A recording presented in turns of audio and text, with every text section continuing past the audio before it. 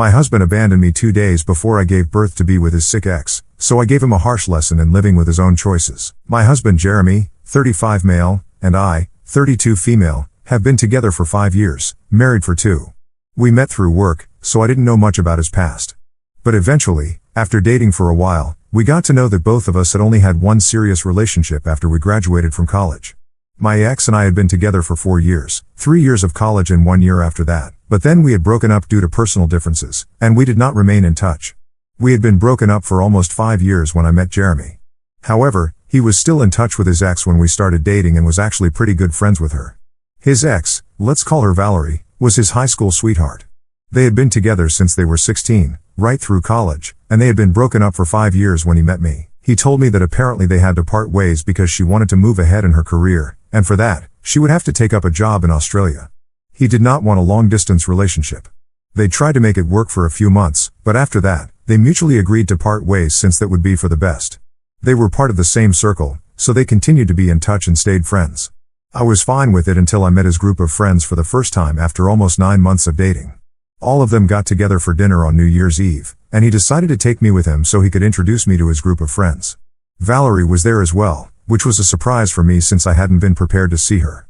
Now, I had only heard about her from Jeremy, and he only had nice things to say about her, so initially I was not insecure or anything.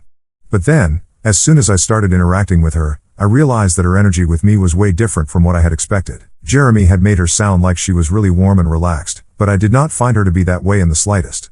She made some really cutting remarks about me in front of all the people present there, and everyone just laughed it off because apparently that was her sense of humor. But I didn't like it one bit. I don't think anybody got it because she disguised the things she said as jokes. Like how she remarked that it was surprising for her to see me in person because I looked different in pictures, and now that she had seen me, she wasn't sure if I was Jeremy's type since he mostly preferred tall blondes, and I was neither. But she was. Everybody laughed since they thought she was just joking. She also made some remarks about how I was her successor, so she felt like she owed it to me to give me some training on how to keep Jeremy happy.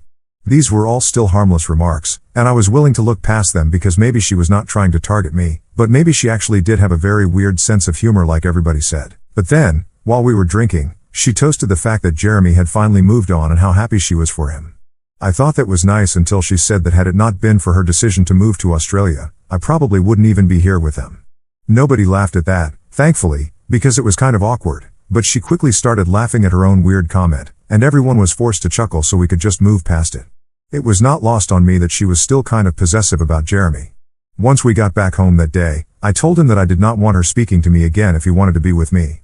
I told him that I was not comfortable with his friendship with her since she was clearly still not over him, and also she had been downright rude to me the entire time we were together. I had put up with her respectfully once, I was not going to do that again. I was very clear about my boundaries because even in my earlier relationships, I have had to deal with things like this. Thankfully, Jeremy seemed to realize where I was coming from. He told me that he had also found her behavior very strange and had come to the conclusion that he would have to cut her out of his life because he did not want issues in our relationship because of Valerie. So that was that, and after that incident, I never heard him mention Valerie or speak to her again. He had told me that he had blocked her, so I was content with that explanation. I met his friends several times after that, and they also never brought up Valerie with me, probably because Jeremy had told them that I didn't like her. Things had been going smoothly until last week. Now, I've actually been pregnant, and last Sunday was my due date. It's Thursday today, and Jeremy left to attend to Valerie because she had some emergency. She needed him to be there for her. So he left 2 days before my due date and came back last night. We had a massive argument about it too because I had assumed that he had blocked Valerie everywhere and hadn't kept in touch with her. He told me that he had indeed done those things, but she had used a different number to contact him, and she was pretty desperate. Apparently, she had been diagnosed with stage 2 brain cancer, and she really needed somebody to be there for her. I was furious at him because there was no way I could accept the fact that he was willing to leave me alone when I was so heavily pregnant. Honestly, Valerie had just been diagnosed, and I could understand that it was difficult for him to accept that somebody he used to be close to might not make it, but it's not like she was going to pass away the very next day. He could go after he had at least been there for me through the labor, watched his child being born.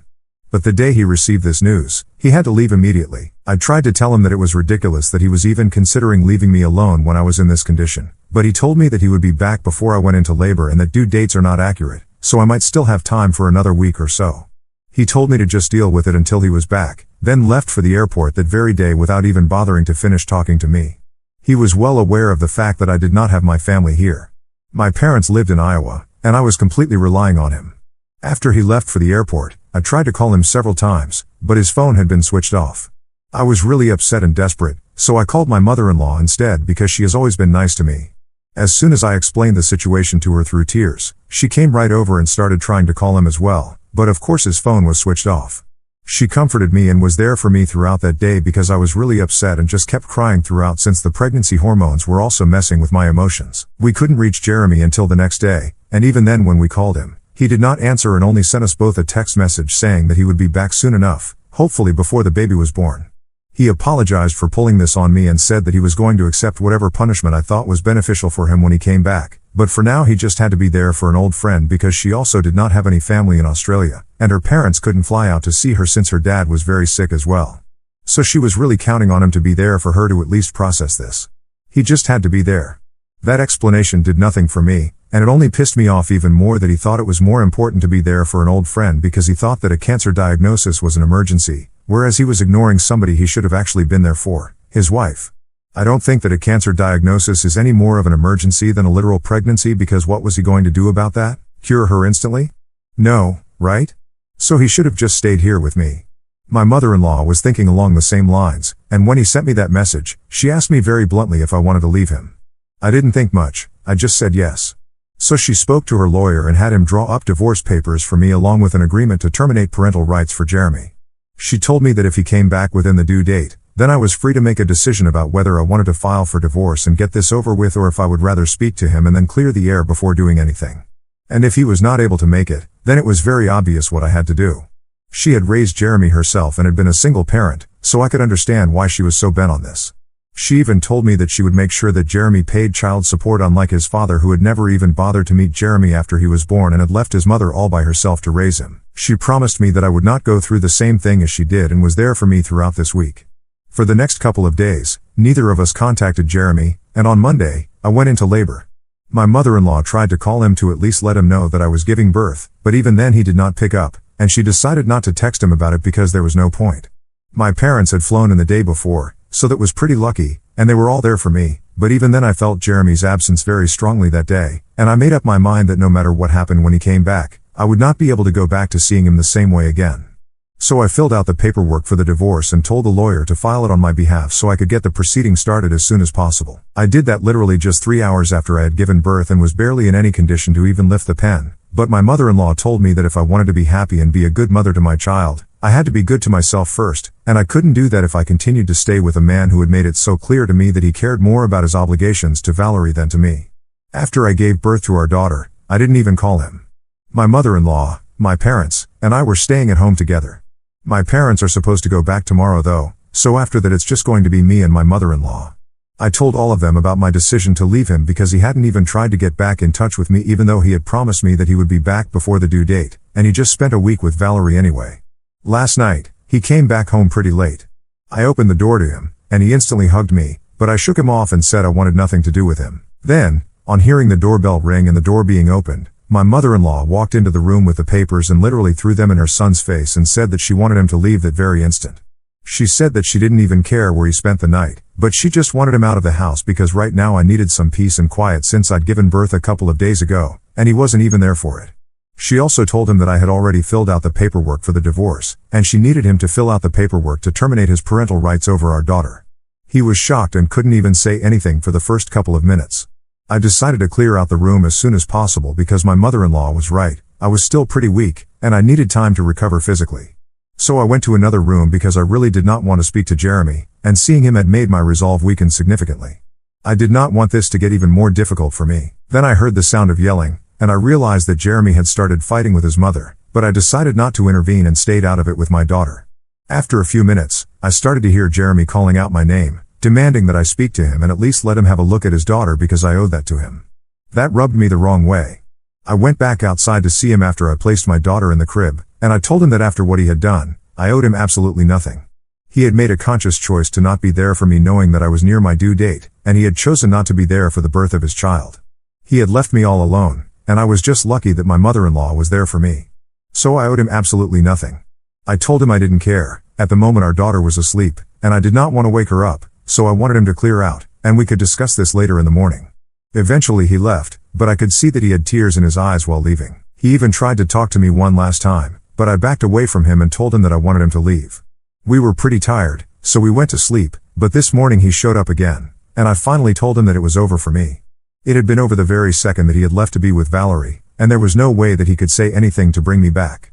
My mother-in-law was in the same room, but I had told her that I wanted to have this discussion with him myself and clear it out once and for all. He then literally started crying and begging, and my mother-in-law had to leave the house with the baby so that our daughter would not have to hear any of that since he was being pretty loud. He kept insisting that he had only gone because Valerie had been begging him to, and she had claimed that she was on her deathbed. He had spent a week there because she had absolutely no family there and was really lonely. He had spent all of those days trying to comfort her and be there for her. It was all purely platonic, but I wasn't there, so who knows what was going on. So I told him it didn't matter anymore, and I wanted him to leave.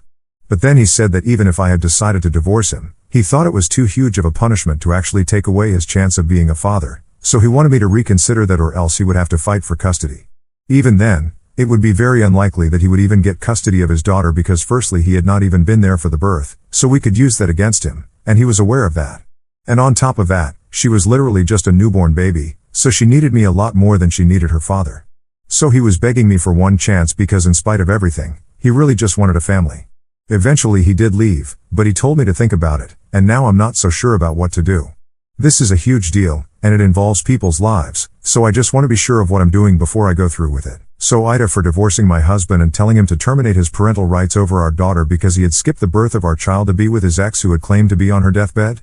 I have made up my mind, and I'm going through with a divorce, but I'm still thinking about whether I want full custody or not. 4 days have passed since I made the post, and Jeremy has shown up at the house every single day to apologize to me and literally beg for forgiveness. Every single day, I have found it harder to turn him away, but I know that I have to do it. Thankfully, my mother-in-law has been with me every step of the way and is helping me take care of the baby as well.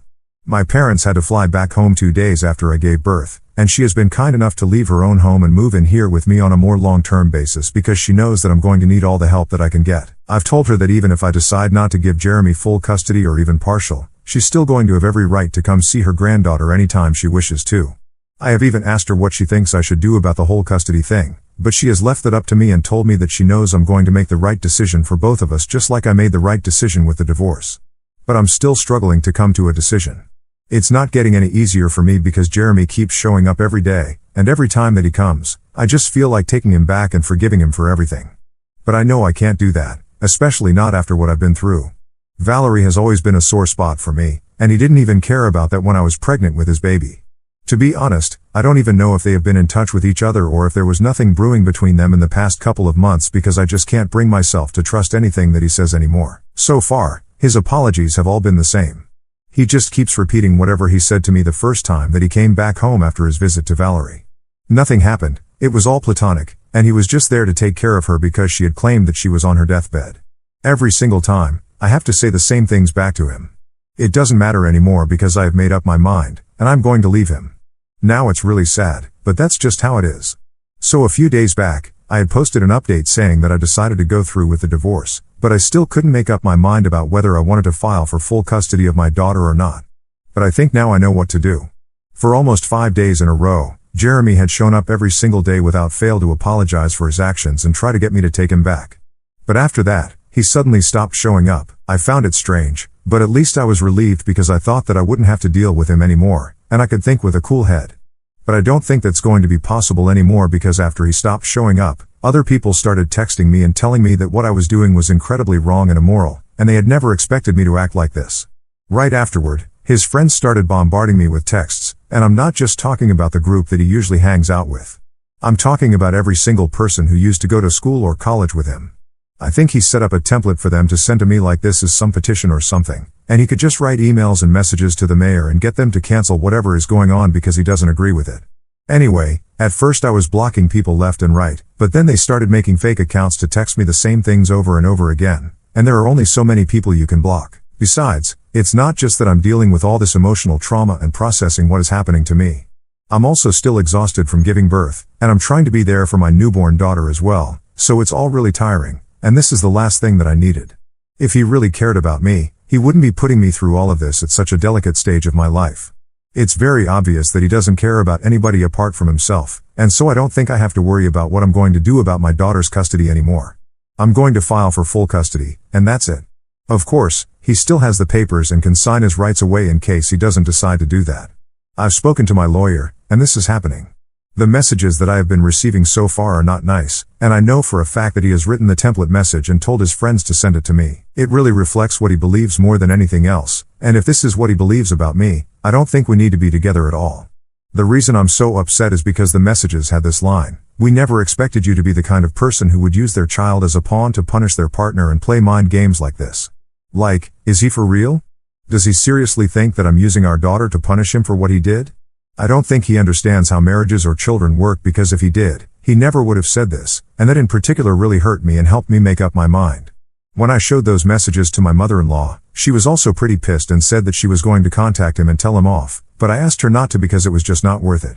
If we tried to confront him about it, he would just deny having any part of it, even though it was very clear that all of his friends were sending me the same kind of messages, and he had to be the one behind it. If I'm being frank, I don't even understand why he felt the need to involve his friends in all of this, because it's not like I'm going to see and read their messages and instantly stop what I'm doing. Their opinions literally do not make a difference to me at all because they are not my friends. I have never been close to any of them, so they can think whatever they want about me, and I'm not going to care. I guess he just thought that if an overwhelming number of people started texting me about this, then I would just give in to the pressure or something. But then I'm afraid that he doesn't really know me at all, because I'm not the kind of person who's going to bend to pressure. I did not even change my mind when he himself was showing up every day and begging me for forgiveness, because I knew that letting him back into my life was not going to be good for either of us, and definitely not good for our daughter. I might have felt terrible about it, but I still went through with it because I don't bend easily. After being with me for so long, I think he should have an idea what kind of a person I am, but it's very obvious that he doesn't. It's becoming clearer and clearer to me every day that I am doing the right thing by choosing to leave him. So not just his friends, but even if every single person that he knows starts texting me about this, I'm still not going to change my mind. In fact, this thing that he has done has only helped me feel more strongly about what I'm doing, and I know that as long as the people that I love are on my side, I don't have to worry about any of this. So the legal proceedings for the divorce and the custody agreement are going to commence a couple of days. Jeremy has decided not to contest the divorce, but he is demanding at least partial custody of his daughter. We're going to see how that works out, since I'm open to the idea because I'm not an inherently evil person, but I don't think I want to implement sharing custody until our daughter is at least a couple of years old. So that's what we are going to negotiate, and I'm very happy I've made this decision for myself. Now that it's finally happening and it's hitting me how real all of this is, I thought that I would be scared, but I have never felt more sure of anything in my life. I think some of this might also be because of a message that I received from Valerie yesterday, where she told me that she really didn't want to be a home wrecker, but she really needed somebody by her side since her parents wouldn't be there for her. Jeremy was the only other person that she could think of. She also told me that over the past couple of years, she had tried to contact him several times, and he had always turned her down, saying that I would not approve of it, but she knew that her oldest friend in the world would always be there for her, especially if she's sick, which is why she had contacted him, and she was sorry it had stirred up so much trouble in my marriage, but she thinks I should let him retain his individuality instead of being so controlling. So I was right about the fact that he hadn't blocked her at all, and they had actually stayed in touch, maybe not in the way that I thought, but they did at least speak to each other. The worst part was that she also told me that they had shared a moment when they were together, and they had ended up kissing for a couple of minutes, but after that Jeremy had drawn away from her, saying that he couldn't do this, especially while his wife was with his child. She told me that he had not let the kiss last for more than a couple of minutes, and that's how loyal he was to me, as if that was supposed to do anything. It was ridiculous, but yes, I was right about everything. So now getting the divorce and custody on my terms should be a cakewalk, since I know these things. I have spoken to my lawyer, and we've also tweaked our petition to demand slightly more of everything, because now I feel like I deserve it since I've been cheated on clearly. Anyway, I'm feeling very confident about what I'm doing, and I know that things are going to work out.